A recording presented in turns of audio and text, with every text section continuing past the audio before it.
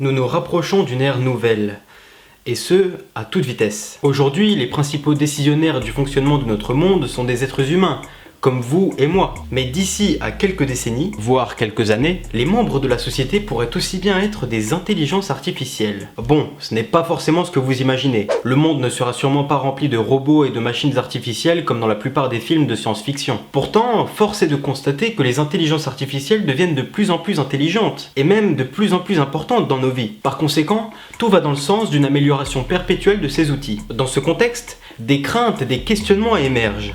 Et parmi ceux-ci, une des questions les plus étranges de notre temps. Faut-il donner des droits aux machines artificielles? Alors je dis machine ici pour rendre la question plus claire, mais notez que lorsque je parlerai de machine, je ferai en fait référence aux intelligences artificielles, qu'elles soient sous forme de programmes virtuels, comme ils s'en trouvent sur votre téléphone, ou de programmes virtuels dans des robots physiques, comme les robots Nao par exemple. Car les intelligences artificielles sont toujours des programmes virtuels par définition. Pour répondre à cette question, j'ai décidé de faire appel au créateur le plus intéressé par notre avenir. J'ai nommé le futurologue. Eh bien oui, c'est une vaste question que tu poses là. Les réflexions qu'elle implique risquent bien de nous emmener en terre inconnue. Chouette, j'adore les aventures. Question en apparence loufoque, mais pas si folle que ça lorsqu'on sait que les droits permettent d'assurer une certaine harmonie au sein des sociétés humaines. Tout à fait. D'autant plus que depuis quelques années, les droits s'étendent aux animaux. Et bientôt, à la nature. Attendez, êtes-vous en train de sous-entendre qu'une mauvaise gestion juridique des intelligences artificielles pourrait créer de gros problèmes? Oui, mais c'est plus complexe que ce que vous pouvez imaginer.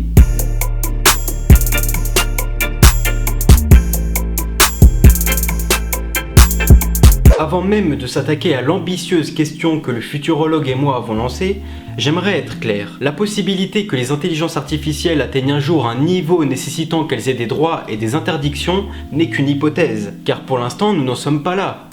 Enfin, nous n'en sommes pas encore là. Imaginez qu'on aurait dit aux meilleurs développeurs du monde en l'an 2000 que 20 ans plus tard, une intelligence artificielle serait capable de générer elle-même ses propres textes sur une multitude de sujets et tout ça dans différents styles. Lequel de ces développeurs nous aurait cru? Effectivement, quand on parle d'intelligence artificielle, les choses vont vite. De plus en plus vite. Prenons un exemple très concret, avec le jeu de Go. Le jeu de Go est un jeu très intuitif. Il y a des centaines de possibilités à chaque tour et il est très compliqué de savoir qui a la plus grande probabilité de gagner en cours de partie. Ces contraintes font qu'il y a une dizaine d'années, la plupart des experts sur le sujet pensaient qu'on ne développerait pas d'algorithme capable de rivaliser avec un humain au Go avant plusieurs décennies. Pourtant, l'intelligence artificielle AlphaGo a battu le champion du monde en 2016. Le moment le plus frappant de l'affrontement a probablement été le 37e coup de la deuxième partie, où AlphaGo a joué de façon ridicule aux yeux de la plupart des experts. Pourtant, il se trouve que le coup a été fort utile vers la fin de la partie et a contribué à la victoire d'AlphaGo. Pour beaucoup, il s'agit là d'une preuve que les intelligences artificielles peuvent être créatives. Depuis, d'autres programmes ont explosé AlphaGo, grâce à de nouvelles méthodes d'apprentissage machine et le tout avec une puissance de calcul bien inférieure. Bref, ce qu'il faut retenir de tout ça, c'est que les intelligences artificielles progressent souvent bien plus rapidement que le grand public et les experts ne le pensent.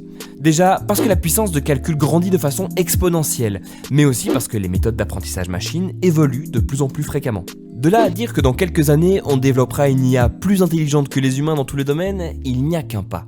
Cependant, restons très prudents sur le sujet. Tout cela reste hypothétique, voire peut-être même impossible en pratique.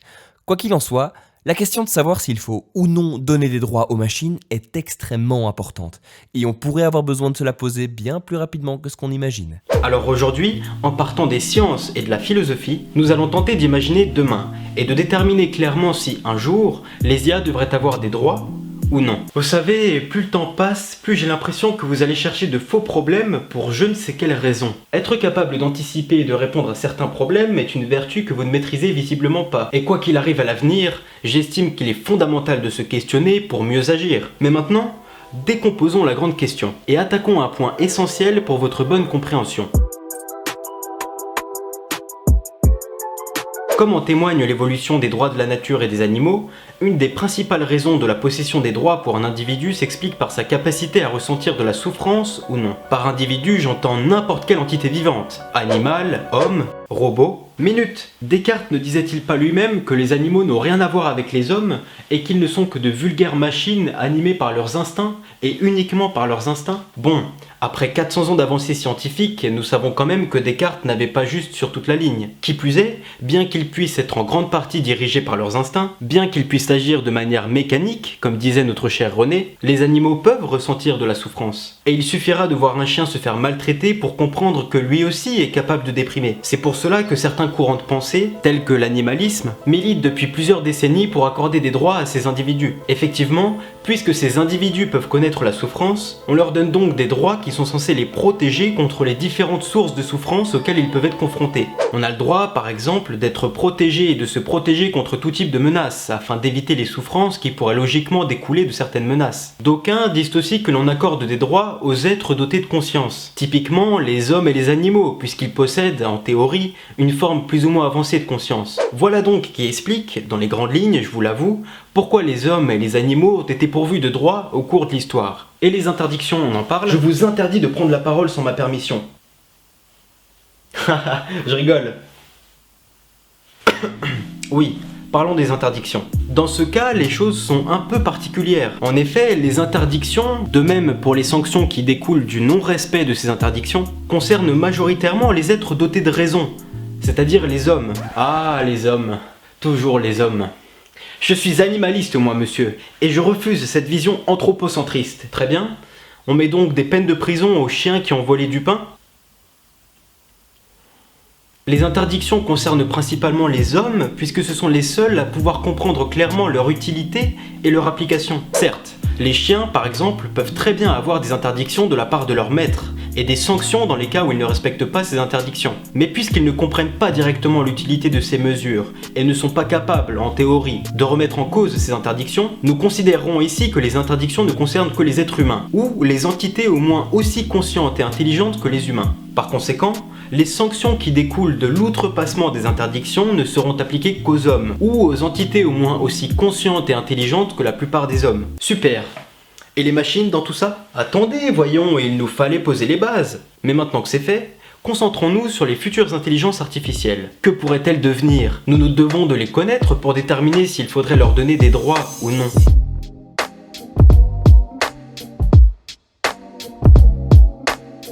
Des droits pour les intelligences artificielles fortes et pas de droits pour les intelligences artificielles faibles. Tâchons, avant de commencer, d'effectuer la distinction entre intelligence artificielle faible et intelligence artificielle forte. Une intelligence artificielle faible, ou une intelligence artificielle limitée, est une intelligence artificielle monotâche, c'est-à-dire qu'elle se concentre sur un problème précis à la fois, reconnaissance faciale ou reconnaissance vocale par exemple. Alors qu'une intelligence artificielle forte, ou une intelligence artificielle générale, qui serait un mot plus adapté, est une intelligence artificielle capable de comprendre et d'apprendre n'importe quelle tâche qu'un humain peut réaliser. Et vous avez des exemples d'intelligence artificielle forte? En soi, elles n'existent pas, ou elles n'existent pas encore. Étant donné que leur cerveau est censé être au moins aussi subtil que celui des hommes, vous vous doutez bien qu'elles n'ont pas encore vu le jour. Et Sophia dans cette histoire, ne peut-on pas la considérer comme aussi intelligente que l'homme? Eh bien, Sophia n'est pas une intelligence artificielle forte. I will destroy humans. Certes, elle sait interagir et communiquer avec les hommes. Elle est même plutôt autonome là-dessus. Mais elle reste très limitée face à nous. Un exemple tout simple. Pour reconnaître un chien, un enfant humain n'aura qu'à en regarder quelques-uns pour arriver ensuite à un taux de réussite extrêmement proche des 100%. Alors que pour Sophia, il s'agit de l'abreuver de dizaines de milliers de photos de chiens pour qu'elle puisse, à l'avenir, reconnaître un chien. Et avec un taux de réussite légèrement plus faible que celui de l'enfant. I will destroy humans. Bref. Après avoir fait cette distinction, revenons à nos moutons. À nos boutons, vous voulez dire, hein? Mais si, vous savez, les boutons qui se trouvent sur les machines.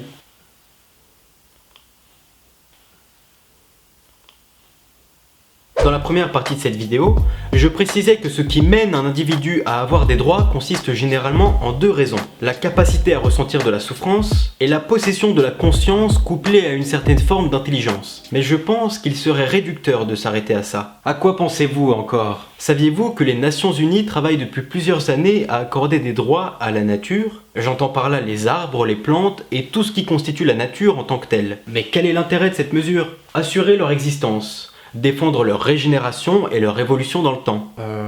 Oui. Vous ne voyez donc pas? Cela est utile dans la mesure où nous avons besoin des arbres et des plantes pour pouvoir assurer l'existence de notre espèce. et même assurer l'équilibre de l'écosystème entier. Ah, rajouter ce fait-là fait tout de suite prendre un autre tournant à la problématique, car alors on peut rajouter qu'il n'est pas forcément nécessaire d'être conscient ou de ressentir de la souffrance pour avoir des droits. Pour recevoir des droits, il peut simplement s'agir d'être utile pour le maintien de l'équilibre de la planète. Et cela prend tout son sens lorsqu'on sait que si la planète se porte mal, nous risquons tous nos vies. Bon, c'est bien joli tout ça, mais vous êtes en train de rendre la vidéo de plus en plus compliquée. Je ne sais d'ailleurs même pas si vous parviendrez à répondre à la problématique. Détendez-vous, ça va bien se passer. Ne t'inquiète pas, ça va bien se passer. Bien se passer, ne t'inquiète pas. Nous allons faire simple. Donner le droit de vivre et de persister dans le temps aux intelligences artificielles n'a peut-être pas grand sens. Cela n'aurait même pas grand intérêt puisqu'elles sont reproductibles à l'infini, et cela très rapidement. On peut les copier-coller sans trop de difficultés. Mais un oiseau ou un arbre, c'est plus compliqué. Certes, certaines IA auront une importance capitale, dans le sens où leur absence pourrait nuire directement à la vie de la majorité des humains, puisqu'elles sont quand même super utiles pour s'occuper de plein de tâches que l'on ne veut plus ou que l'on ne peut pas faire. Mais des droits, vraiment, quel est l'intérêt? Bah, les protéger, non? En fait, nous avons tendance à bien trop anthropomorphiser les choses. Protéger une machine n'aurait pas tellement de sens. Effectivement, les machines ne ressentent rien. Aucune souffrance par exemple. Et donc, pour elles, la notion de droit ne signifie rien. Il faut comprendre que nos droits sont intimement reliés à la façon dont les humains fonctionnent. Par exemple, nous n'aimons pas la douleur et nous avons donc inventé un droit qui nous protège des incivilités pouvant nous causer de la douleur. Nous aimons nous sentir libres et donc nous avons créé un droit à la liberté. Et nous n'avons pas envie de mourir, nous avons donc mis en place un droit à la vie. Mais une machine, étant donné qu'elle ne ressent pas la douleur, n'a aucune préférence entre se faire tabasser ou recevoir un câlin. Étant donné qu'elle n'a pas de sentiment, elle ne sera pas attachée au sentiment de liberté. Et étant donné qu'elle ne craint pas la mort, elle s'en tamponne le coquillard de se faire exploser à grands coups de batte de baseball. Sans ressenti, les préférences n'ont aucun sens. Et sans préférence, les droits n'ont aucun sens. Ainsi, vouloir protéger une machine par des droits reviendrait tout simplement à vouloir donner le droit de vie à un téléphone ou à n'importe quel bijou technologique. Mais ce n'est pas totalement idiot, dans le sens où l'on peut considérer que les intelligences artificielles sont des petits bijoux technologiques qu'il faut conserver fonctionnels, de la même manière que la loi met en place des règles visant à empêcher que l'on détruise des voitures et des téléphones à gogo. Ainsi, donner un équivalent du droit à la vie à une intelligence artificielle aurait quand même du sens, puisque cela aurait pour fonction principale d'éviter que celle-ci soit détruite par le premier venu. Et idéalement, on ne voudrait pas que celle-ci soit détruite par le premier venu, puisque sa fabrication a coûté cher et qu'elle a quand même une certaine utilité dans la société. Bon, là bien sûr, je ne parle pas de l'intelligence artificielle qui se trouve dans votre téléphone, sauf si vous êtes un chef d'État. Et encore, je crois qu'il est maintenant temps d'en finir. En effet, il nous faut trancher. Jusqu'à maintenant, nous avons vu l'origine des droits et des interdictions et dans quel cas nous en donnons. Mais il reste une dernière question. Donner des droits aux futures intelligences artificielles. Est-ce pertinent ? Au-delà même de donner un cadre dans lequel les machines pourraient se comporter en toute légalité, les droits et les interdictions qui entourent les intelligences artificielles contribuent à donner un cadre moral qui conditionne le comportement d'une machine. Mais les machines ne se font pas encore seules, ce sont des humains qui les créent. Pour l'instant. Par conséquent, avant même de chercher à donner des droits et des interdictions aux intelligences artificielles, il serait beaucoup plus intéressant et judicieux de donner des droits et des interdictions à ceux qui les conceptualisent, ces intelligences artificielles. Car c'est une fois que ces développeurs pourront se permettre de donner certaines possibilités aux IA, tout en les privant d'autres possibilités jugées contraires aux bonnes mœurs, que ces histoires de droits auront du sens. Pour nos autres humains, il est plutôt aisé de comprendre l'utilité des droits et des interdictions, et des sanctions qui découlent du non-respect de ces interdictions. Mais pour les machines, ce n'est pas la même tasse de thé. Contrairement à nous, celles-ci agissent de manière froide, très logique et très mécanique. Si une intelligence artificielle a été programmée pour répondre à un besoin précis et qu'elle comprend que certaines interdictions qui lui ont été données ou que des droits qui lui manquent pourraient compromettre la mission pour laquelle elle a été créée, il y a fort à parier qu'elle tentera de s'en affranchir. Et puis soyons fous, peut-être qu'un jour les intelligences artificielles pourront ressentir de la douleur. Peut-être qu'il sera alors pertinent de leur donner des droits leur permettant de se protéger de la douleur, afin d'assurer leur autoprotection. Qu'en penses-tu, cher futurologue ? Alors effectivement, ça changerait tout. La conclusion de ma dernière partie était que sans ressenti, les préférences n'ont aucun sens. Et sans préférence, les droits n'ont aucun sens. Donc donner aux machines la capacité de ressentir les choses, eh bien ça changerait tout. Pourquoi on ferait ça ? Pourquoi faire en sorte que les robots aient des sentiments, des sensations et des émotions ? Eh bien, pour la même raison que l'évolution nous a donné ces capacités à nous, les êtres biologiques. Ressentir des choses est une formidable motivation pour échapper à la mort et étendre notre espèce. Par exemple, le fait d'avoir mal en touchant du feu préserve notre vie et celle de notre potentielle descendance. Sinon, tout le monde sauterait dans les flammes sans en voir le problème. Pour les machines, c'est exactement la même chose. On pourrait leur programmer des ressentis pour qu'elles se préservent face au danger. Cependant, ce n'est pas sûr qu'une telle chose soit utile, parce qu'on pourrait très bien la coder pour qu'elle ne s'approche pas du feu, sans pour autant qu'elle ressente de la douleur ou qu'elle ait peur de la mort. C'est donc, comme d'habitude, une question bien plus complexe que ça en a l'air. Ensuite, pour ce qui est de la conscience, là, c'est encore pire. Parce que la conscience, la personne ne sait ce que c'est. Là où pour certains, c'est un truc métaphysique inexplicable que seuls les humains ont, pour d'autres, c'est simplement un état de la matière que tout système assez complexe pourrait développer. Mais dans l'hypothèse où une machine deviendrait consciente, est-ce qu'elle mériterait des droits ? En tout cas, une chose est sûre, c'est que les pires atrocités de l'histoire humaine comme les génocides ethniques, l'esclavage, les guerres de religion ou les zoocides ont toutes été faites par des humains se croyant exceptionnels et supérieurs à toute autre forme de vie ou de conscience. Il faudrait donc faire attention à ne pas reproduire ces schémas avec les robots. Peut-être devrait-on être un peu moins inquiet d'un potentiel robot tueur qui voudrait nous exterminer, mais un peu plus inquiet du comportement des humains envers les robots. En effet, nous sommes pour l'instant les seuls à les créer. Bref, vous le voyez, le fait de se demander si les robots méritent des droits ou non nous fait poser des questions fondamentales. Qu'est-ce que la conscience ? À quoi servent nos ressentis ? Qu'est-ce qui fait qu'une entité est éligible à avoir des droits alors qu'une autre ne l'est pas ? Et avant d'avoir des réponses claires à ces questions, il sera difficile de savoir s'il faut donner des droits ou non à ces machines. Pourtant, les machines conscientes ou ayant des ressentis pourraient arriver bien avant qu'on ait fini d'élucider ces mystères.